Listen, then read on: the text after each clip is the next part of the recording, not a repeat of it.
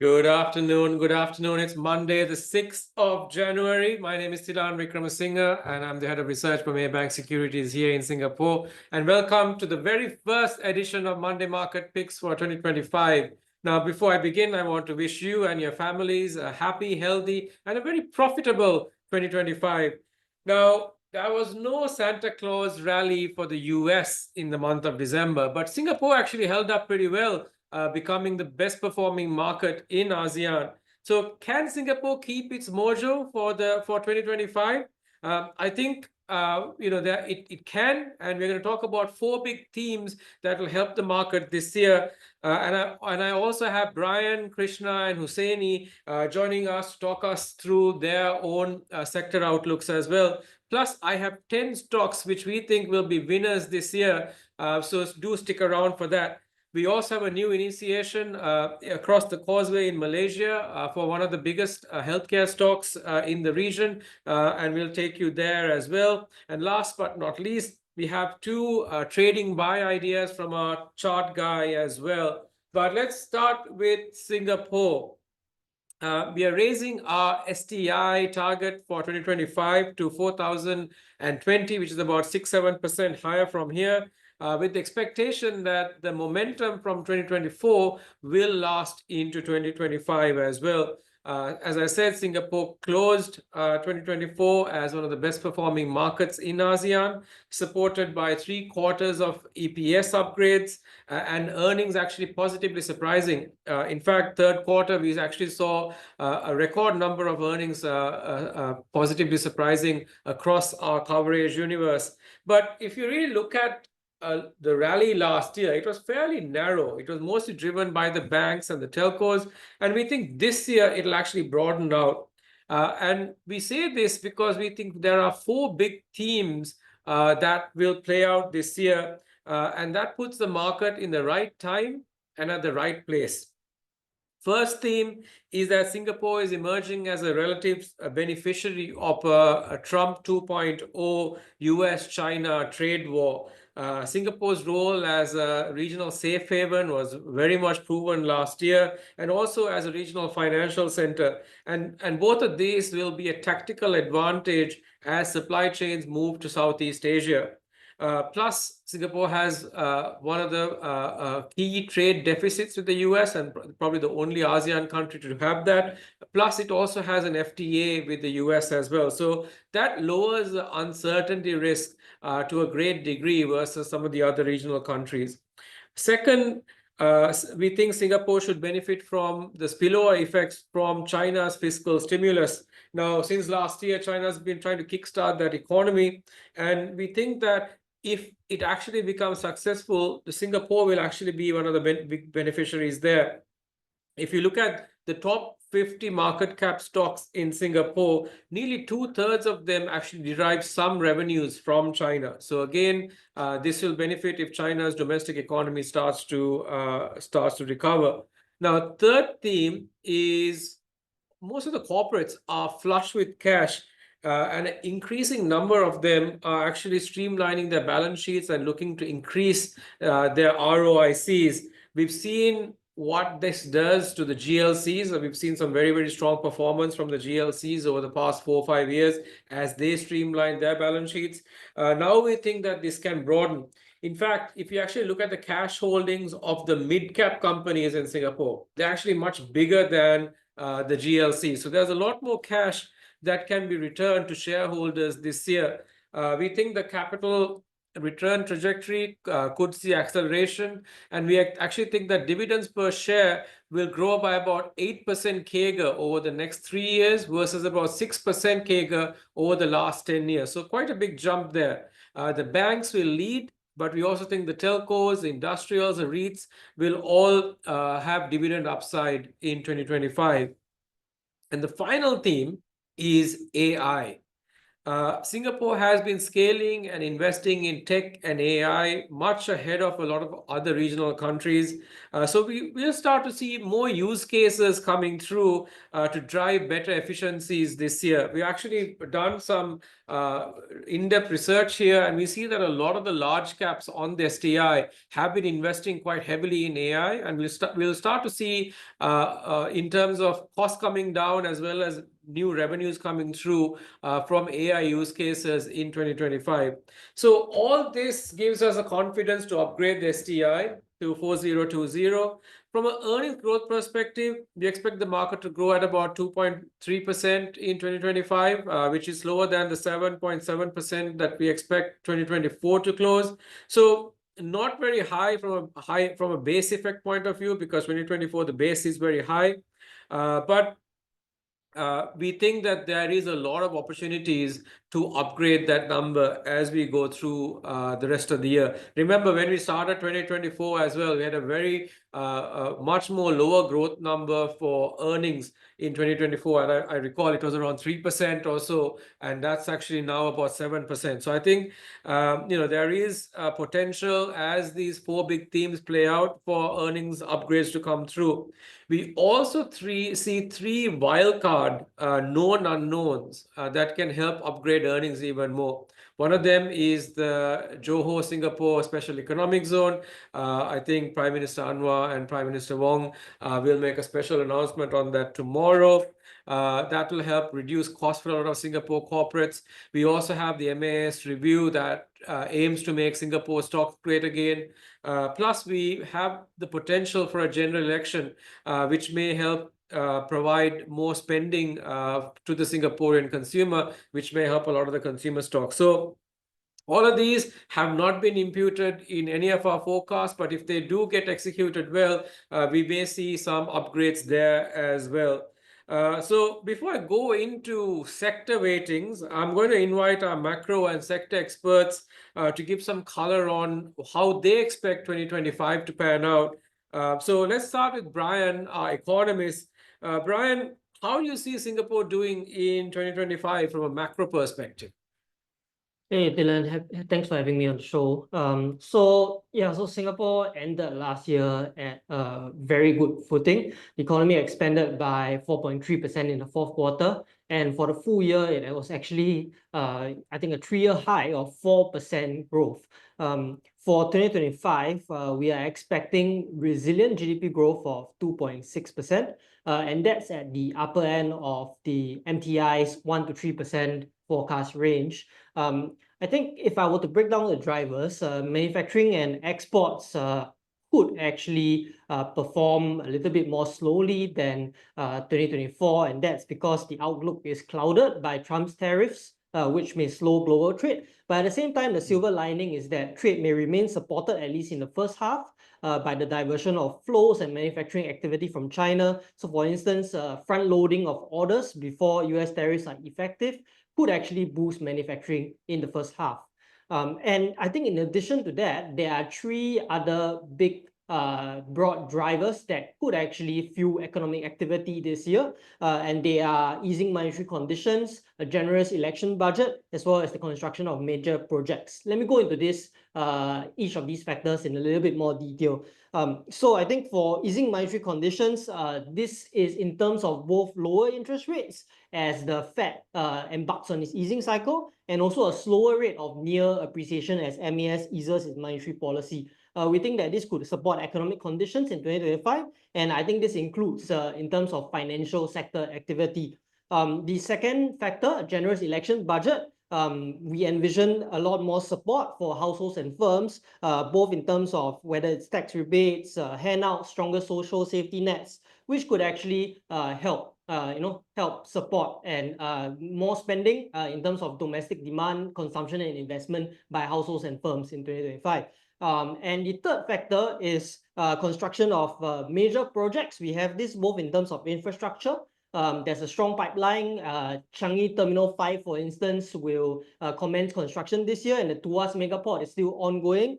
And at the same time, we have an expansion of the integrated resorts. And in the residential sector, we have HDB ramping up build-to-order flats as well. and also private home sales recently strengthening to a large degree, which should actually support more construction of homes in 2025. So all this, I think, are factors that we can be hopeful of for the year ahead. Yeah. Okay, great. So quite hopeful for 2025 from a macro perspective. Thanks, Brian. Now let me bring in Hussaini, our analyst for telcos and internet, next. What's in store for the internet sector, Hussaini, and then maybe we can talk about telcos after that. Yeah, sure. Thanks, Dylan, for having me. So in 2024, ASEAN internet sector, which is dominated by C and Grab, delivered 80% return. Still, we maintain our positive outlook on the sector with buy on both C and Grab. We think the tailwinds of 2024 are mostly intact in 2025. So for 2025, we estimate sector GMV revenues and adjusted EBITDA to grow at 20%, 26%, and 51% year on year respectively. Now, despite high base, we expect e-commerce and on-demand revenues to grow at 28% and 16% respectively. And this is helped by robust ASEAN macro and rational competition, which in turns enable monetization opportunities. And in fact, e-commerce operators have already increased seller commission fees starting this month. So it's already visible. Now, there are some slight offsetting effects as well, such as macro and FX headwinds in Brazil and ride hailing new entrants in few of the markets. But we are of the view that tailwinds far outweigh the slight headwinds we are seeing. Now, uh, we are very positive on e-commerce and on-demand services. We expect an even stronger fintech segment growth. Uh, and we expect around 32% revenue growth for fintech for the sector. And this is underpinned by underpenetration, ecosystem advantage of C, Grab, and GoTo in Indonesia, and introduction of new services. So, for instance, Grab's rollout of Digibank lending in Malaysia and Indonesia is going to help in 2025.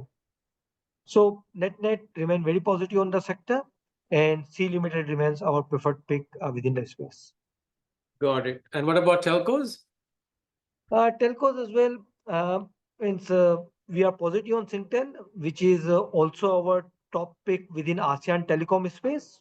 Although we are a bit cautious on the Singapore mobile and fixed broadband competition, and we'll try to explain this contradiction or divergence, that why we are positive on Singtel but cautious on Singapore telco space.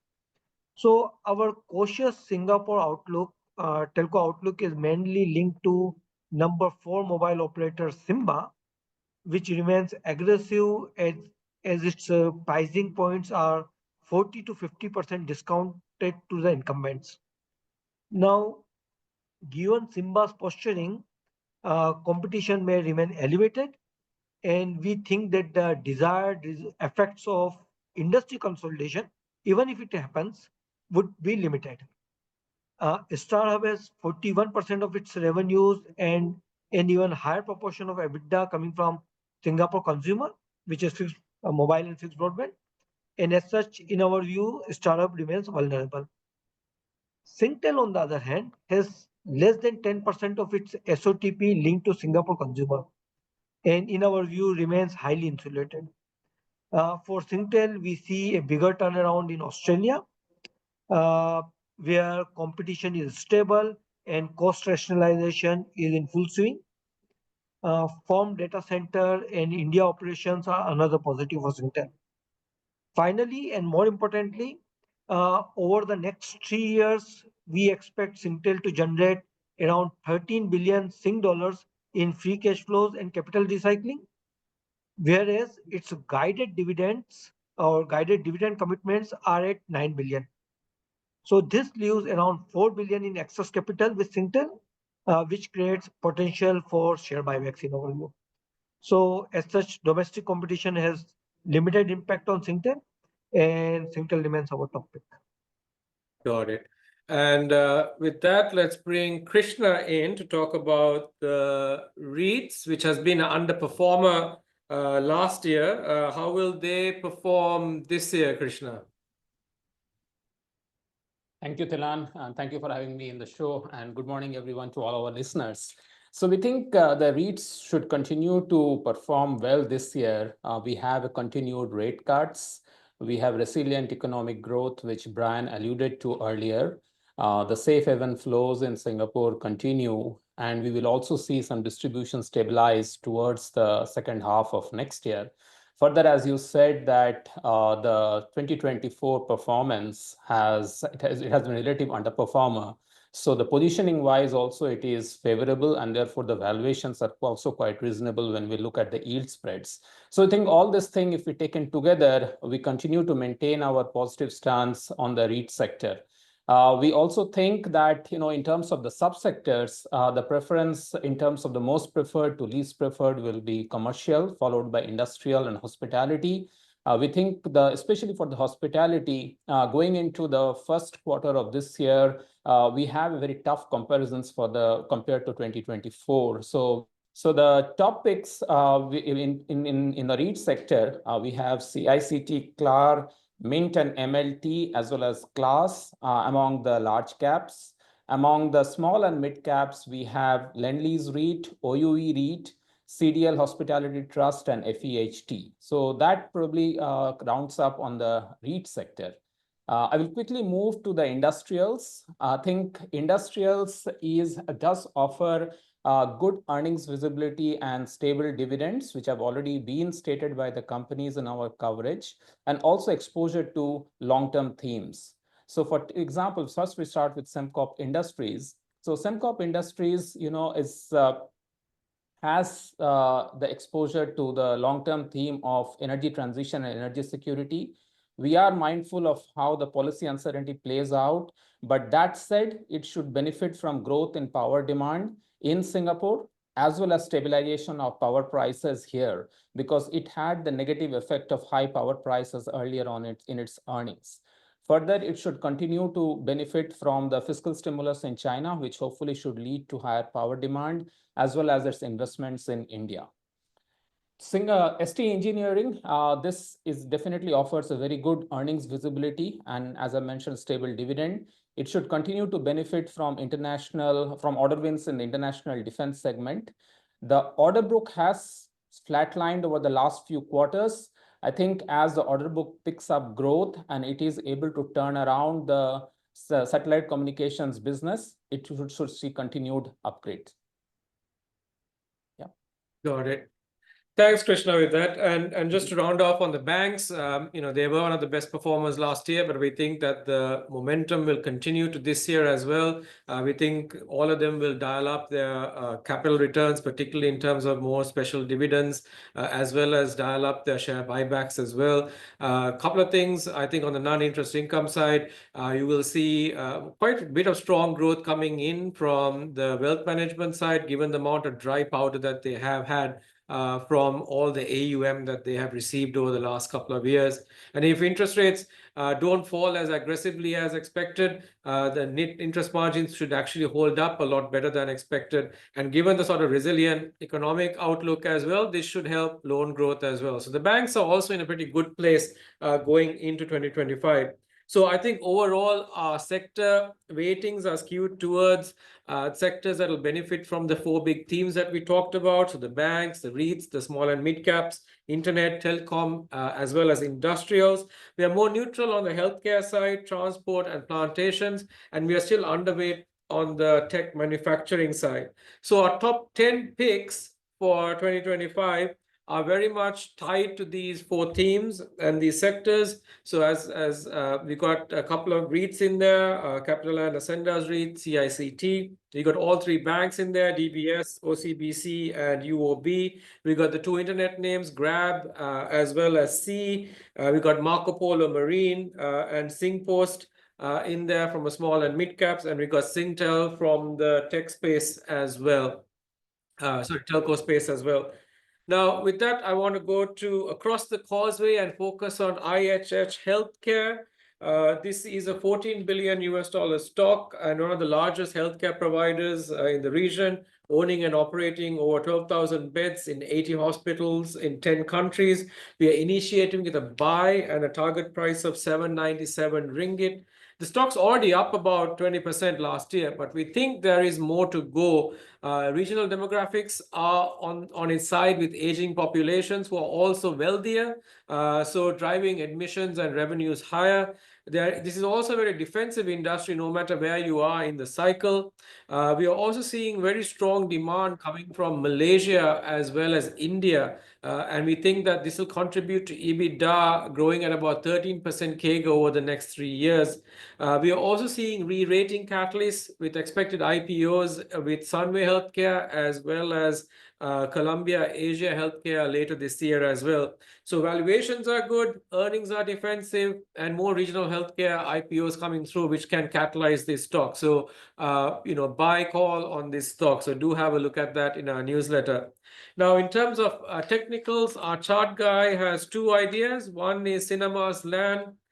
He thinks that the gap up last Friday has showing that its buying interest has returned. And with the fresh uptick in the RSI, he thinks that there is more upside on the stock. Second is SingPost, which is also one of our top 10 picks for the year. The stock has rebounded from its 200-day EMA and has been strongly and successfully filling the gap down from 23rd of December. The bulls have regained momentum, and chart guy thinks that this momentum will continue.